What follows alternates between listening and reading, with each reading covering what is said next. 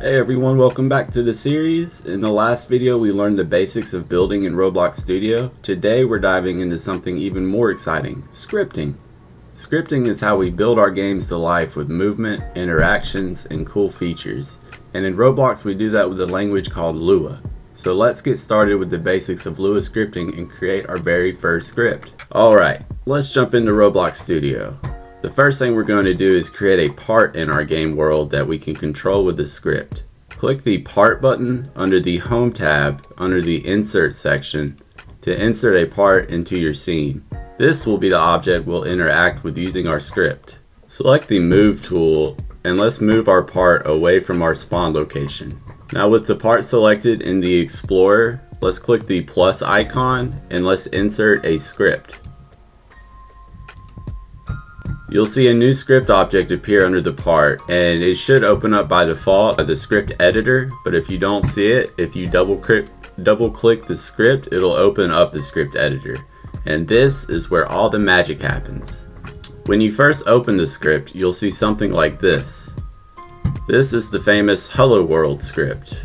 What this does is simply print the text Hello World to the output window when you run the game. Let's go ahead and run it.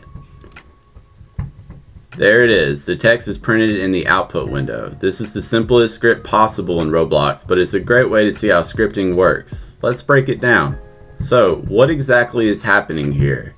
The print function is used to display messages in the output window, which is super useful for debugging and checking if your script is running correctly. Let's change the text to print something else.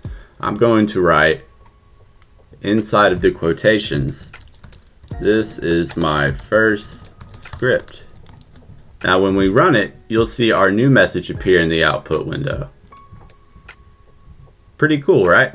Let's move on to making the part do something.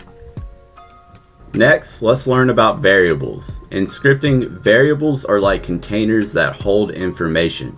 For example, we can store our part in a variable so that we can control it later. To do this, let's create a variable at the top of the script that refers to the part we just added. Here, local part is the variable, and we're using script.parent to refer to the part that this script is attached to. This is how we tell the script what object we want to control. Now that we have a variable for our part, let's use the script to change its properties. For example, we can make the part change color when the game starts. So inside the script, let's add this line of code to change the color of the part to red. This code changes the part's brick color property to bright red. Let's see what happens when we run it. Awesome! The part changes color as soon as we start the game, all thanks to our script.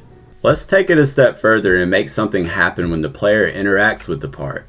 We can use an event to trigger an action when the part is touched. First, we'll create a function that runs when the part is touched. This function changes the part's color to blue when called. Now, let's connect this function to the part's touched event. Here, we're telling the script to run the onTouch function whenever something touches the part. Let's test it out. So what's happening is, it's working because the part is touching the ground. So we have it set to where if anything is touching it, change it to blue. So in order to test it out a little bit better, let's do this. Let's select our part and let's go to the properties. And we want to find where the anchored property is and we want to check the box to anchor it. Let's lift it up just a little bit and that way it shouldn't fall to the ground. And nothing should touch it, so it should be red. And then if we go and touch it, it should change to blue. Awesome! Look at that, the part changes color when we touch it. This is how you can make parts interactive in Roblox using Lua scripts. And that's it for our introduction to scripting. Today we learned how to write simple scripts using the print function, create variables, change properties, and even make parts react to player interaction. This is just the beginning of what you can do with scripting in Roblox Studio. In the next video, we'll dive even deeper into Lua scripting and create something more complex. If you're enjoying the series so far, don't forget to hit the subscribe button and ring the bell so you don't miss any future videos. Thanks for watching, and I'll see you in the next one.